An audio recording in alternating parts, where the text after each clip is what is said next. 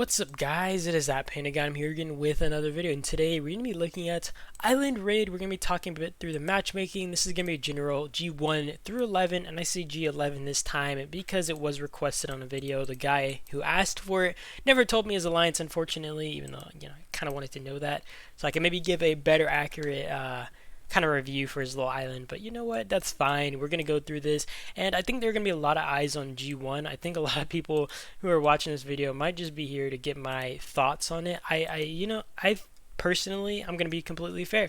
I think that we win this island, and I don't know why I'm going in this map. We still have our we still have this little mini map. I kind of prefer it more than going to the G's. But I think that we win this. We have DHX with us here. We have Boone, and I think honestly how the cards are playing, this looks very favorable. I think like if we have Spec here, kind of go for Hot 9, that would be kind of favorable. Just hold these guys down. I think that the thing is, Hot really wouldn't be able to go in the offensive much. I don't think that they'd be able to kind of play too much offensive, but I do think that they could hold a few towers, let's say 3 or 4 towers, right? And that could still be a little bit of a nuisance if they are kind of causing us troubles in that regard.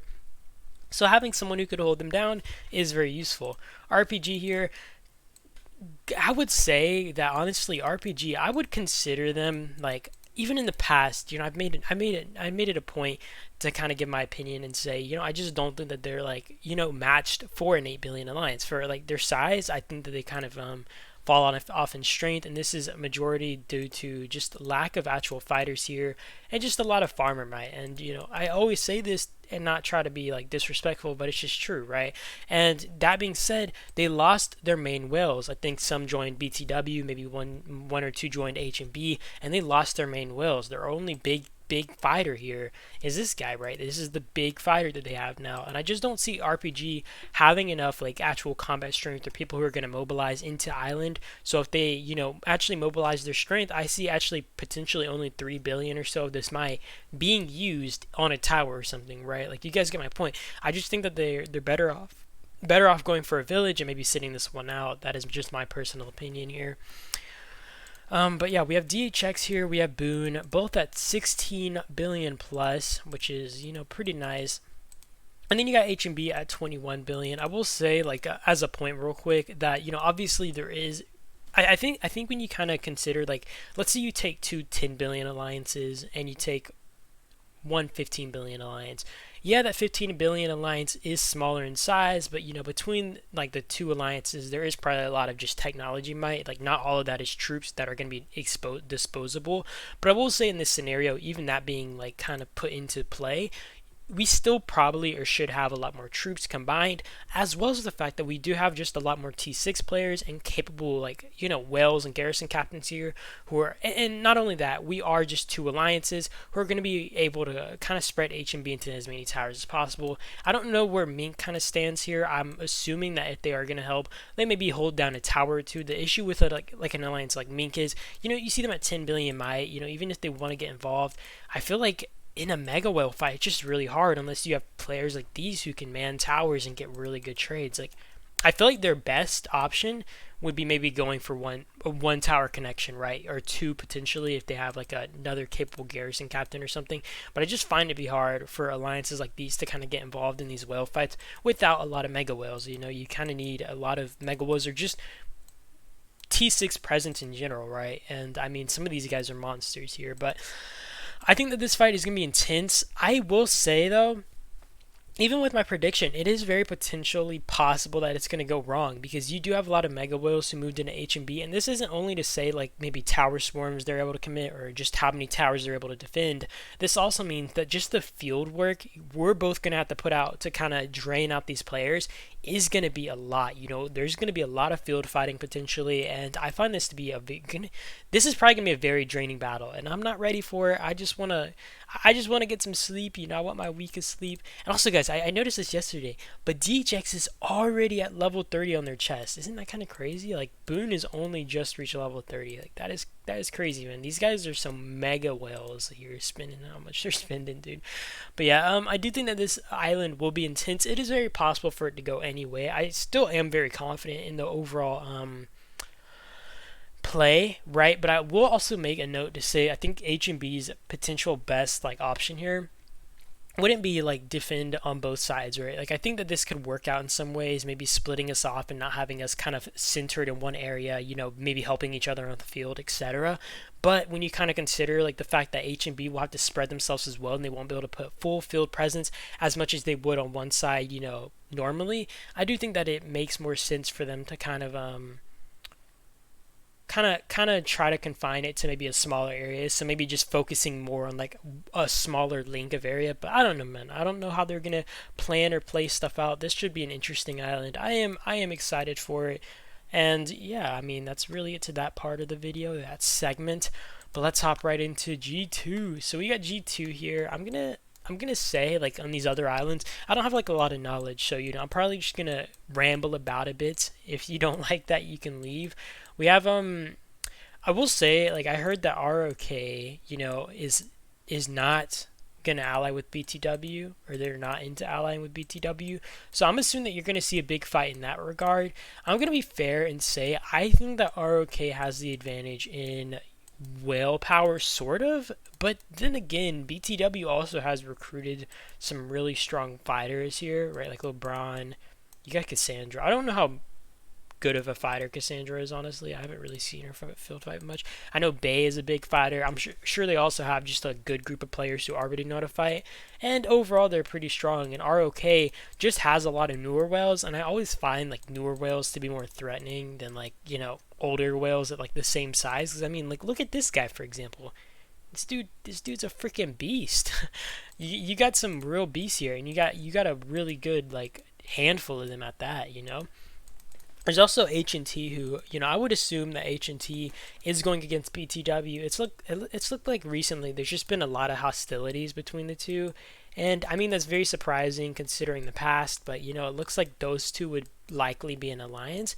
And Evil is also a Korean team, so I would make the assumption that ROK, Evil, and them are more likely or inclined to ally, because I've always noticed this, but I feel like Korean groups or whatever always tend to just ally with other Korean groups. They don't really care about going for English groups.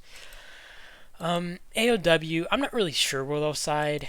I can't really say. Like, I don't really ever know how AOW decides things. I just don't. I just don't really have much to say over there. Um, NDPC, isn't this like, what region is this? Yeah, 42. So I think that 42 apparently shouldn't be aligning with BTW. I think that's what I heard. So I mean, this honestly doesn't look very appealing to them. And I mean, this group obviously is out of place in this bracket. I mean, you still got a good amount of T6 players here, but I just don't see this being like a really good fight for them to kind of get involved in. But I don't know, man. I think that BTW still has a chance if they could recruit these two alliances on their side.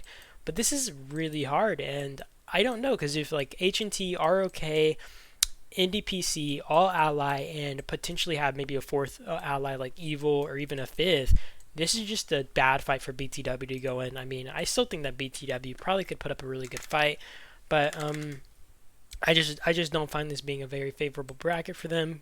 Kind of I feel like it's kind of like just surrounded by your enemies.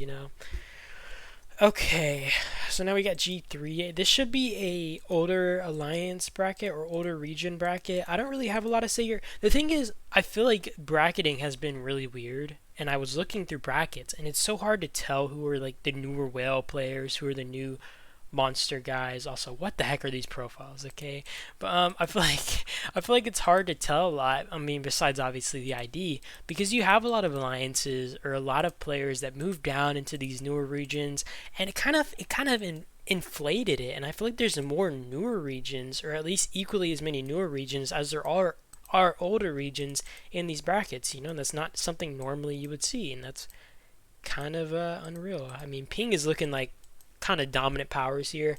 I mean, I didn't notice that there was like a whale like this in a younger region, but I mean, I guess you do have a few of these just kind of floating around. 127.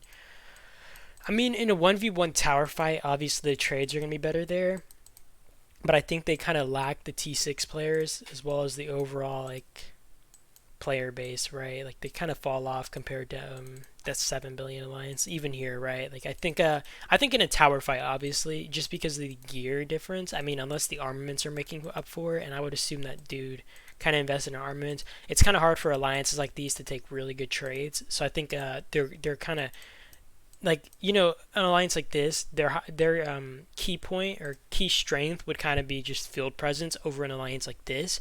And I feel like draining players like these insane whales are just really hard. You know, they're just beastly, and it's difficult. But honestly, I think that those guys are one of those like outlier alliances that I don't have a lot to say on. Like this group right here, I think that they're going to be kind of in trouble unless they kind of find good allies. I think in a lot of these brackets, it's generally the case of, you know, if you don't get good allies, if you don't find a kind of good team to go with and maybe gank up on the strong guys, then you just sit out of this bracket. You know, you just don't kind of get involved here.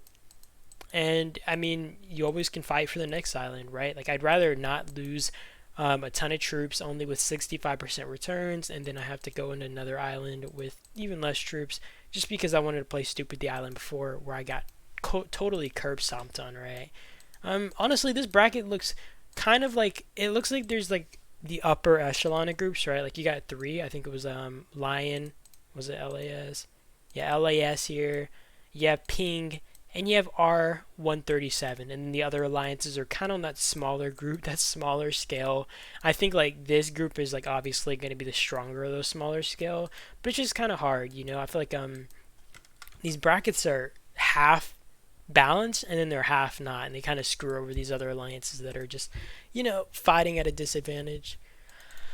Okay, we're gonna look at G4. Is it the same case? I think this might also be, yeah, much younger region. Honestly, just I wanna find. I keep looking at the IDs because I think around like this region, 1-5 IDs are kind of normal. So these are obviously probably players actually from the region. You know, kind of a. I mean, oh yeah, these guys are from Mob. This is Mob. Moved down from Region 6 here.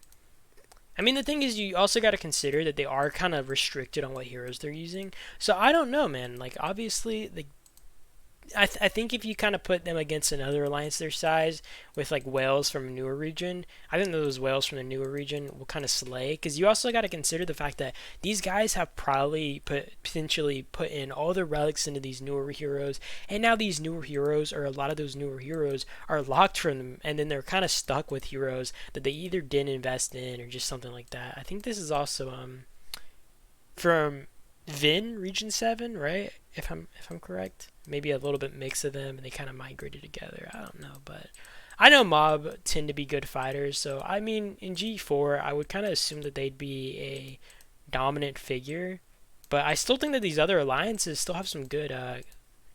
Honestly, these other alliances look like they got some good groups. So I mean I can't really say much about this one. Too Hot is another migrated alliance you kind of see here. This was from Region 19, I believe. And I mean, dude, like, just what do? You know, you have all these alliances migrating down, and it's really hard to determine a bracket like this just because these. I feel like this kind of ruins the overall just feeling, right? Like you get all these alliances from these newer regions, and they're not really new alliances, you know. Like, and it's kind of hard to determine because you know their overall fighting power. You also know that they're now restricted on heroes and all that, and it's just, you know, not very good situation. Okay, well, we get 3 billion alliances. Considering it's G5, that feels like it's out of place. Maybe the other ones are gonna kind of spike up from here. Yeah, I feel like they keep doing this, but then again, you also have an alliance like this. I mean, they have one T6 guy.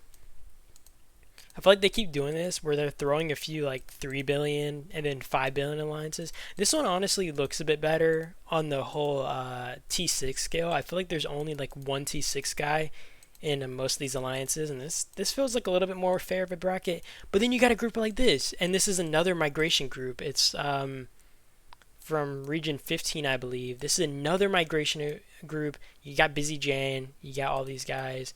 Just like what the heck, man? What the heck? And I think that you know obviously kind of decides who crushes this bracket. I mean, I think it's gonna honestly be 147A and then HX HXXH. I think that this is the dominant power, and HXXH are up next because honestly, in my opinion, I still think that these guys are a decent group, but I don't think that they have as many T6 players. Plus, I'm going to assume that this is a more authentic kind of older group, right? And I always find that these guys just to be very threatening when you got these newer whales kind of spending out, because I mean they usually have more to spend, right? When you're like, I think I said it in a video before, but you get 170 million player from region 1, right? You get 170 million player from region 100. Which guy potentially spent more, right? And imagine they have the same amount of kills, they have the same amount of deaths, their stats are generally the same. Assume that 170 million player from region 100 has better gear. You know, overall that dude is more built for it. Plus, he's probably spent more, meaning that he has more in his bag, more speed ups, more resources. And I generally think that these players from newer regions are more threatening, right? If you're kind of comparing the same scale of players. I mean, there is a difference though when you're, the thing is that that difference doesn't even work here because there's a difference in like heroes and stuff you can usually take account for. But when you move down to a region like this, you literally restrict your heroes, right? They move to what, region 216, and the thing is, here, I'll show you guys my heroes, right? There's obviously restrictions on what heroes you can use in these regions for anybody who doesn't know, because a lot of heroes have these restrictions, such as this hero can only be used in federations with a history of more than 110 days. So if I move to a region that's 90 days old, this hero is not available for me to use on my wall. I can't use it on the field. I can't use it in a tower. I can't do nothing with this hero. Same with these heroes, right? Like imagine me investing all my relics in these heroes, and then I'm restricted and I'm stuck and I'm bound to maybe using just Tom, Martin, those type of heroes, right? Whereas like I'm used to using these other heroes, and I think that like usually plays a big part, as well as the fact that a lot more accounts in older regions tend to be more developed. In all fairness, that still kind of applies here, as you'll have a lot of people migrate down who are maybe let's say an average free-to-play player from region 15. It might have been 50, 60, 70 million by now, right? You have a lot of free-to-play or low spenders, more or less, probably in an alliance like this, who are maybe at 30, 40, 50 million by now, right? And I mean, a lot of these guys are probably like mid spenders with the size, but you guys get my point. I think that takes a big play into making these older regions more competitive, even against these older regions. But considering that these guys move down, I just find that alliances like these kind of are crippling themselves in a sense. And I get like the whole aspect of why they move down, but you guys get my point, right? Like I just find them to have kind of put themselves in a disadvantageous spot. This group obviously dropped a lot of players to get maybe an easy island. I find this to be very weird, right? I've seen groups do this. They'll drop players. I've never cared to drop players because I've always had this feeling like it screws you over no matter what you do. If you drop players, you screw yourself over no matter what, because I feel like they give you a harder bracket. Is that just me? Or when you drop players, they give you a harder bracket. And I'm not sure if this is because all your players are maybe 50 million, right? Let's say all your players are 50 million, but before you kick them, there was an average of 10 to 50 million, right? Maybe that makes a play into what kind of bracket you get, because you kind of isolated it to only having these whale players. That's what I can assume, or your stronger players, or just your fighters. But you guys get my point, right? I feel like these alliances kind of get screwed over because of that a lot of the time. And in this type of bracket, I think I checked this bracket a little bit. This is not a bracket they want to be in. I think that these guys just go to their village and check out. So you got DVI here. This is a Region 15 group. You also have Teach 2R here, which is also a Region 15 group. So, I mean, you can automatically assume that these two groups are going to be allying together. You also have HAO, which honestly, in a bracket like this, HAO is just going to dominate. They're going to be a dominant power force. And whoever allies with them are probably going to be lucky gooses. That's really how this works. Like, in my honest opinion, I mean, unless the whole island kind of allied against them, I don't really see HAO really having a hard time here, just because they have some insane mega whales.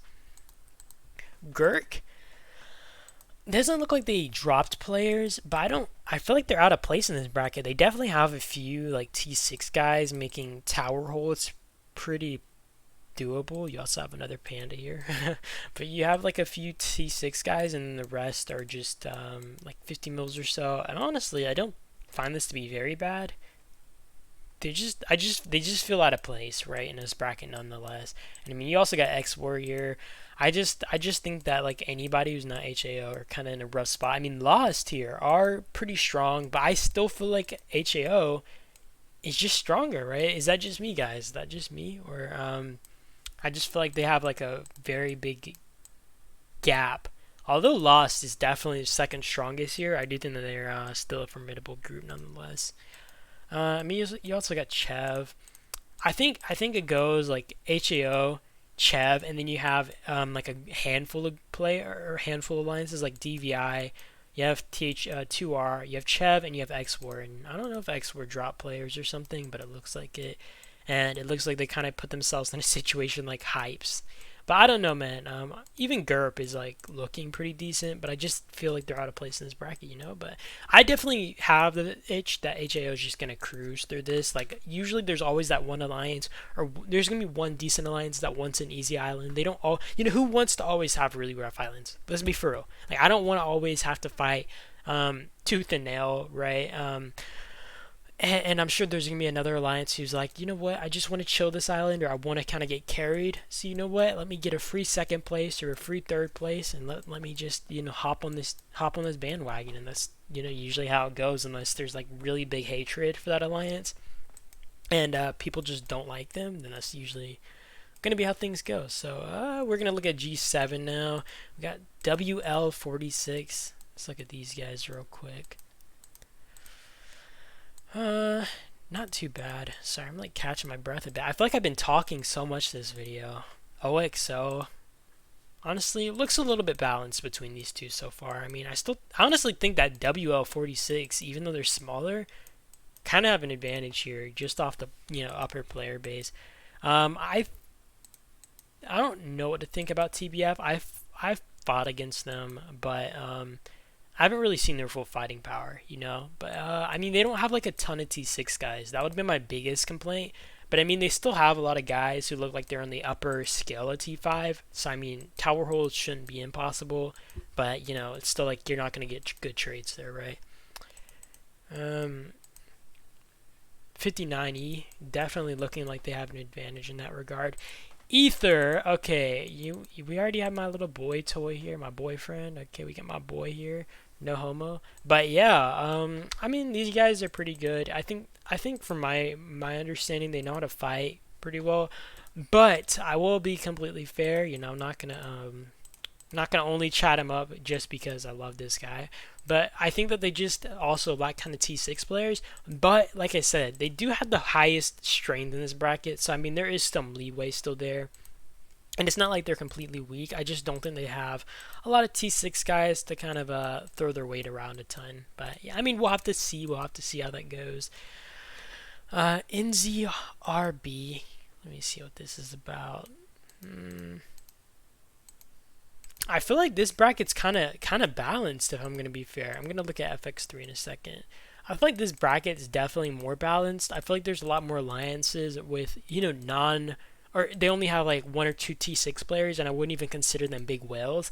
I think that TH45 is kind of in a big advantage here because they have these like pretty solid whale players, right, with really good gear. You see here, gold gear, just overall strong players. I mean, even here, you see this right here. So overall, I think that they do have, like, if it comes down to like 1v1 tower fights, just no bueno trying to fight them. FX3, I've always said this, you know, and I love FX3, you know, they're my friends, but I do know how they are in general, and I know that at least in the past, you know, they haven't really been big fighters. They have moved regions now to 27 and such, and I mean, they do have some like really strong fighter players like Thomas, right?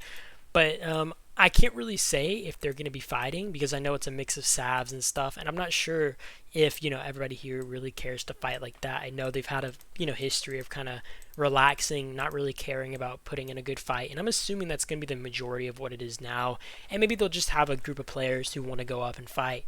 But, you know, I honestly think that FX3 is probably going to get their village, maybe get outpost, and even if they don't get outpost, maybe they'll just chill and go for an easy, like, you know, little fun fight. So I don't know, man. I don't know in that regard. This bracket is a little bit harder for me to tell, and I don't know why I skipped past it already. This bracket is a little bit harder for me to tell who's like kind of on top. I'm gonna be fair and say TH45 is the strongest alliance here.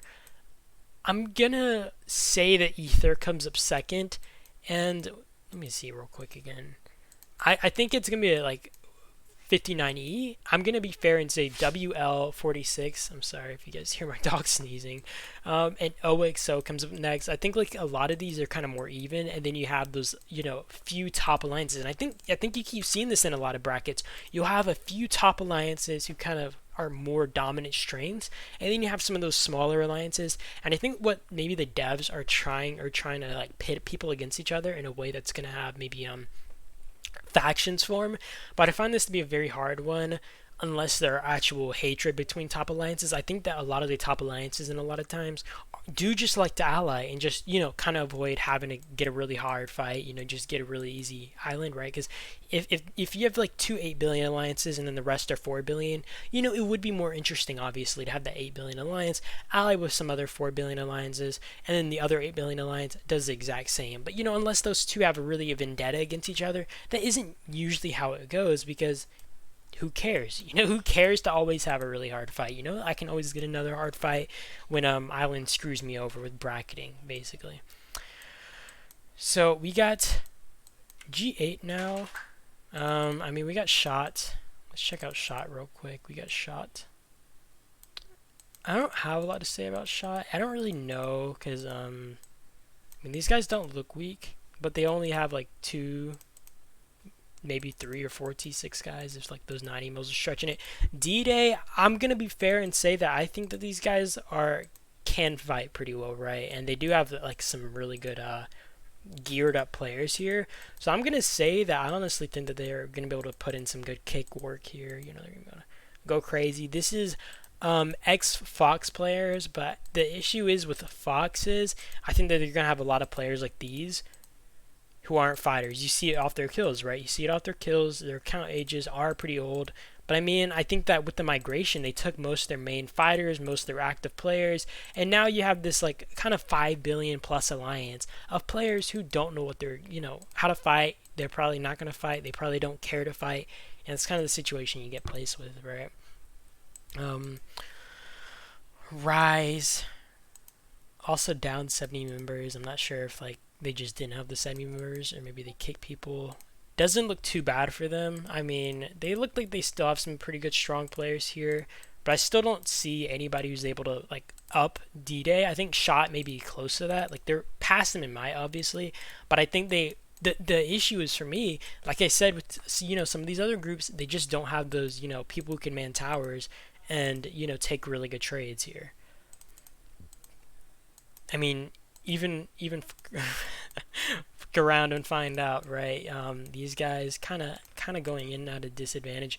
Okay, so we got New Dawn here. I'm gonna actually put New Dawn in first, right? As of now, PX3. Honestly, I would put PX3 third. MGM is a hard one for me. I think that these guys are an active fighter group, so I can't really underestimate them. But then again, it's kind of that situation of they can't really man many towers without like taking really good trades. But in D21, I think in D21, they do have a lot of they have a few good whales, but I think they lost a lot because of the whole migration event and stuff. So it's hard to say. I think D-Day at least is like a close second in my honest opinion. I think in D21 is probably first off, just overall strength. They do have just overwhelming might here. And then you have MGM type of alliance. I think that MGM is just kind of in a rough spot. They always get in these brackets. You know what? I'm going to give them the benefit of the doubt and say that, they're very active. They got a good group of fighters. And you know what? Expect the unexpected type stuff, right? So, I don't know, guys. We're going to have to see.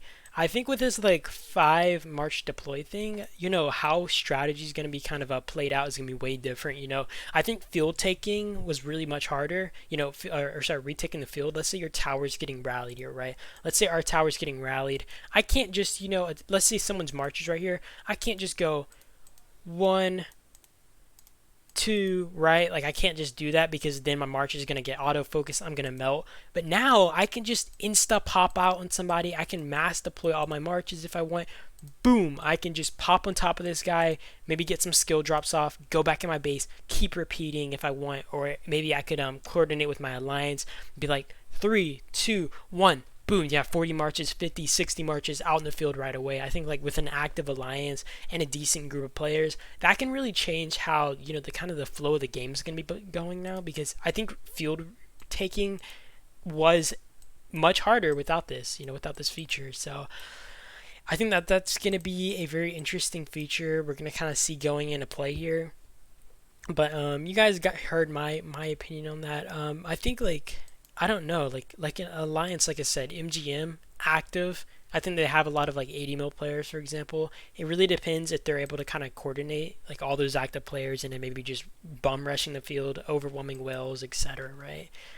That's one of the hard parts. So we're gonna look at G9 now. I might honestly cruise through this island. I know some people don't like it because I'm sure like some people in G9, for example, are watching this video. But when I don't know a lot about these brackets, it's kind of hard for me to say a lot of accurate stuff. I mean, I guess some people don't care. We just talking about it, but I do care. Okay, I do care. I feel kind of stupid sometimes. This is a hard one. I don't like at 60 million kills and his ID's almost like 1.6. I think he's enough of a fighter, but not a warrior type guy, right? And then you have an alliance like this with multiple groups who are just, I don't know, man. This bracket honestly looks kind of evened out, if I'm being fair. This one definitely looks more much more balanced. Yeah. Mr. K, I know this name. Well, I think that these guys, yeah, they're from Region 5 and whatnot. This was TBZ. Sorry, guys, I'm thinking about something. I mean, I don't know, man. I don't know how this island's gonna go. I think this is more even. Like, this is definitely dependent on how the alliances, kind of align. I would look at the, alliances and give my thoughts, but I don't really think it's necessary. I think like just knowing that these alliances are kind of more so on the same scale is very very easy to say. K&Qs, I looked at this group, right? I looked at this group and I feel bad for these guys because they're still at 5.3 billion. But they lost all their T6 guys. All of them left. They all went to Region 102 with the merger, right? You had that ROK group that I looked at in G2. And that group is popping. But now, you kind of... If they have to fight these other alliances, what are they going to do? They have nobody to kind of hold towers here. Or do any of that. I mean, I don't know. I think this bracket's maybe a bit more even too. It's kind of like never mind. Let me take that back. Well, you have this alliance here, who already looks like they're gonna be kind of dominant force. Like what the heck, man? How do you put a group like this? Or how do you put these guys in a group like this, right? It's kind of crazy to me, but. Yeah, I guess these guys look like a dominant power. I mean, unless there's another alliance that kind of matches that. Most of the alliances here are kind of in the 4 to 5 billion range, right? And I mean, I still think that obviously they can't solo all the alliances here to combine. Like, if you have all the alliances coming together, they're not going to solo them. But, kind of comparable to these other alliances, they just have a much bigger scale and player base. So, I mean... What the heck are you expecting, Alright, we're going to do one look at G11 real quick. I'll try to do a little bit more of an in-depth look just because I had that comment. You know what, I'll look at the name real quick just for this video. Actually, I can't even say that. I can't even say that because it's inappropriate. Never mind. Okay, so we have A4A here. 4.4 billion. Looks like 2 T6 guys. Gods of War. This looks rough, man. You got God W here, who are just utterly powerful, right? And then you have these other alliances. I mean, I'm assuming that this is actually maybe the alliance, because I saw FAFO in the name, or I don't know if I'm saying that right. And I mean, to be fair, it looks like they're not doing bad in this bracket, but considering their lack of T6 players, and I mean, you kind of look at their neighbor. I mean, this bracket's honestly a bit more fair for them. Besides God of War here, like if they can maybe ally God of War, that would be pretty nice. I mean, you got NM9 here, right? 49, right? And we got Noble. He's kind of a noob. Like I don't know why Yes Police hasn't kicked him out yet, but Noble, if you're watching, sorry, buddy. Sorry, buddy. You're just built normal. But I mean they still have a pretty good group of players. I think that these guys are more likely to kind of be one of those fighter groups, so they are a bit more threatening. Honestly, this island is kind of more balanced on the overall size of like the alliances, right? For some of them, in comparison, of course, to like the other alliances would look at. But in general, I do understand if like they kind of have a problem with this bracket. Like, but I do think that this is probably one of the more better brackets that they would maybe get in.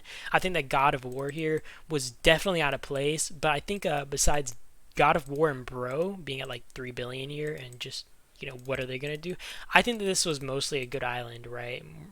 I mean, you got some of these 4 billion groups, and I mean, they just have a limited number of T6 guys, but obviously there's also an alliance like NM49, and I mean, that's a little bit out of a place, but it's not like they have a ton of T6 players either, right? So I think that this bracket, if you were just asking, actually, let me read it out. Just wanted to hear your opinions on how G11 will go. I have my own opinions, but I would really like to hear yours. I've been saving resources for months just to fight whales. The way that the devs place the bracketing is mind-boggling to me and makes no sense. So yeah, he was saying that the bracketing would look pretty bad. I'm gonna be fair. I think that God of War here looks like they're kind of at a big advantage. I mean, their players don't look like they're not fighters, right? You look at their kills, and I mean, they look like they're willing to go ham, right? So I mean, if they're like your enemy, I just don't find it to be worth it. Maybe if the alliances could align against them, like NM49. I feel like NM49 is kind of necessary because if they ally with God of War, this is kind of rough. If you could get Oops on your team, maybe one of these other groups like 59W or Dot, you know what I mean? Is this from an older region? Oh yeah, it is. I think that God of War though definitely is out of place here. They're probably gonna win if I'm gonna be fair. Like you're likely gonna see one of these other big alliances try to ally with them, and I mean, I do see them having a chance to lose. If it's like a 2-1-3 or 2-1-4 type bracket, then yeah, they might have a chance to lose. But I think in this type of a bracket, they kind of just have a vast advantage, And I think like sometimes you just look at the T6 players and you get scared. That's not always the case. You don't want to just look at T6 players. You want to kind of see if like all of them are fighters or if all of them are willing to go in the field. Like this guy, I wouldn't be as worried about this guy kind of helping out in the field, but I would be worried about maybe having 4 constant T6, 5 constant T6, plus all the maybe T5 players who are going to be kind of supporting on the field. And I find like T6 to always be kind of threatening, especially in a bracket like this where it's obviously a much lower scale. If you have like these guys all kind of working together, and it looks like these 3 are the main fighters here, at least from the overall kills I've seen. And yeah, I would kind of be threatened there, I wouldn't feel my best, and I mean they obviously have a lot of disposable might if they want to swarm towers, and I mean he has 15 million deaths, you can assume he's gonna swarm towers, right? Mr. Kitchen, 10 million deaths, probably gonna swarm towers. I mean good towers, right? If he's smart about it. But yeah, I mean that's just my opinion. I think that obviously they are kind of going in with a really good positioning here. I think, like I said, you kind of got to look at these like 100 mil players and be like, are they fighters? This guy looks like he's heavy range. Holy. But yeah, I don't know, man. You guys let me know your thoughts. You tell me in the comments if your brackets were good. I do appreciate you guys as always for watching. Like honestly, you guys are awesome. I hope you guys enjoyed. Hope you guys enjoyed the little video. So you guys have a great day or a night though, and we'll see you guys in the next one. That is it to this video. So yeah. Peace.